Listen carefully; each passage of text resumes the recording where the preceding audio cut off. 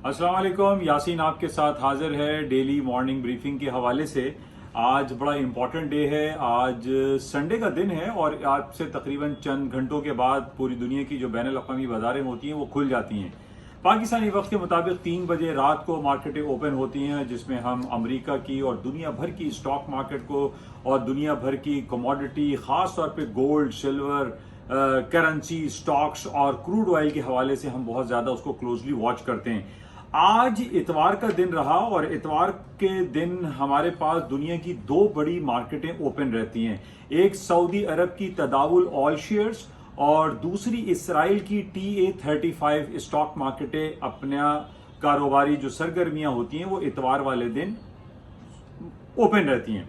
तो इस हवाले से हमारे पास वो तमाम खबरें और वो तमाम स्पेकुलेशन सामने आ जाती हैं और वो कंफर्मेशन की तरफ जो है हमें मालूमात हासिल होती हैं कि जनाब जो बैनुल अक़वामी बाज़ारें ओपन होंगी बरोज़ पीर को, उसमें क्या कुछ होगा।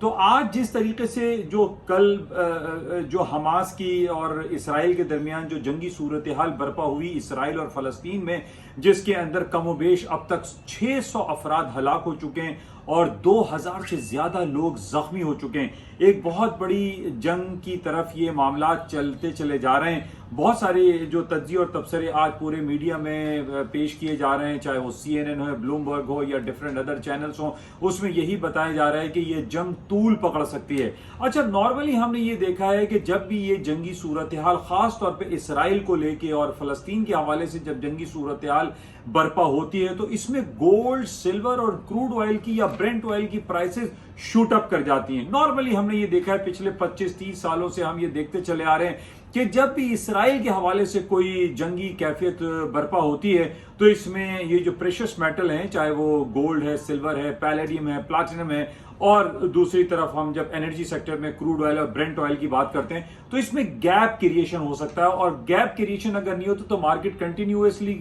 जो है अपर साइड पे जा सकती है। लेकिन चूंकि ये जो वाकया हमारे सामने आया फ़लस्तीन और इसराइल के हवाले से, ये बरोज सैटरडे, बरोज हफ्ते को ये सुबह सुबह हमने देखा कि वहां पर अटैक्स हुए और हमास ने एक भरपूर कार्रवाई करते हुए इसराइल के बहुत सारे इलाकों में उन्होंने अटैक्स किए। गजा स्ट्रिप पे अटैक हुए और जिसके अंदर बहुत सारे लोग जो है मारे गए, जख्मी हो गए। और इस हवाले से हमारे पास जो रिपोर्ट्स आती हैं उसमें यह कहा जाता है कि gold and silver and oil की मार्केटें एक बड़े गैप से ऊपरी सतहों पर खुल सकते हैं। जबकि इसके अगेंस्ट में जब हम स्टॉक मार्केट को जाकर देखते हैं, आज जो मैंने आपसे जिक्र किया कि इतवार वाले दिन सऊदी अरब और इसराइल की जो स्टॉक मार्केट तल अबीब की खुली हुई थी, उसमें तल अबीब इसराइल की स्टॉक मार्केट तकरीबन 7% डिक्लाइन कर गई, यानी हर शेयर्स जो है वो माइनस की तरफ चला गया। इसी तरीके से तदावुल ऑल शेयर्स सऊदी अरब की मार्केट तकरीबन 2% डिक्लाइन कर गई। तो ये 2 दुनिया की बड़ी स्टॉक मार्केटें ये रिफ्लेक्ट करती हैं कि जो मंडे को मार्केटें ओपन होंगी वो डाउन साइड पर हो सकती हैं, स्टॉक मार्केटें क्रैश कर सकती हैं। लेकिन अदर साइड पे gold, silver, precious metal, palladium, platinum and crude oil के प्राइसेस ऊपर जा सकते हैं। तो ये बड़ा इंपॉर्टेंट पहलू है, बड़ा इंपॉर्टेंट पॉइंट है और हमें ये देखना पड़ेगा कि कल सुबह जो 3 बजे बाजारें खुलेंगी उसमें क्या कुछ होता है और मार्केटें कितने गैप से खुलती हैं। लेकिन बहरहाल जो डेवलपमेंट हमारे सामने आ रही है वो बड़ी भयानक है और उसमें गोल्ड, सिल्वर और ये प्रेशियस मेटल ऊपरी सतहों पर, जबकि स्टॉक मार्केटें नीचे बड़े गैप से ओपन हो सकती हैं।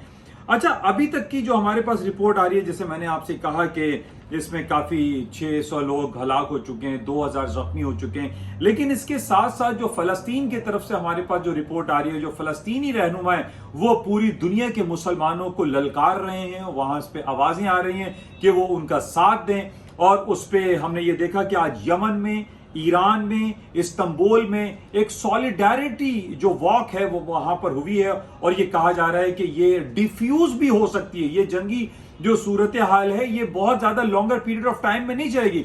लेकिन सवाल यहां ये पैदा हो रहा है, चूंकि ये हफ्ता और इतवार मार्केट है और नॉर्मली 80-90% दुनिया की बंद होती है और जब ये ग्लोबैक्स मार्केट ओपन होती है तो इसमें गैप क्रिएशन मुमकिन है। तो बहरहाल इसको हमें देखना पड़ेगा। आप अपने पोर्टफोलियो को बेहतर तौर पर मैनेज करने की कोशिश कीजिए और देखें कि क्या कुछ हो सकता है। बहरहाल ये एक बहुत बड़ा एक ड्रॉबैक भी दिखाई दे रहा है इसराइल के डिफेंस मामलात के हवाले से और इसराइल बहुत ज्यादा अपने जो इंटेलिजेंस को बहुत ज़्यादा फोकियत दे रहा था कि जनाब बहुत हमारा जो इंटेलिजेंस निज़ाम है वो बड़ा ज़बरदस्त है, लेकिन ये फेलियर की तरफ चला गया। इसराइल का एक मैसिव इंटेलिजेंस फेलियर ये हुआ है जिसकी वजह से ये मामला सामने आए हैं। लेकिन मुख्तसर यही है कि मार्केट एक गैप से क्रिएट होती हुई दिखाई दे रही हैं, क्योंकि ये जंगी सूरत हाल तूल भी पकड़ सकती हैं। तो बहरहाल अब से चंद घंटों के बाद जो बाजारें खुलेंगी लेट नाइट पाकिस्तानी 3 बजे, उसमें हम देखते हैं कि बाजारों में क्या कुछ होता है। लेकिन फिलहाल यही इंडिकेशंस हमारे सामने आ रही हैं कि gold, silver, precious item and oil की मार्केटें ऊपरी सतहों पे, जबकि स्टॉक निचली सतहों पर गैप से ओपन हो सकती हैं। थैंक यू, खुदा हाफिज।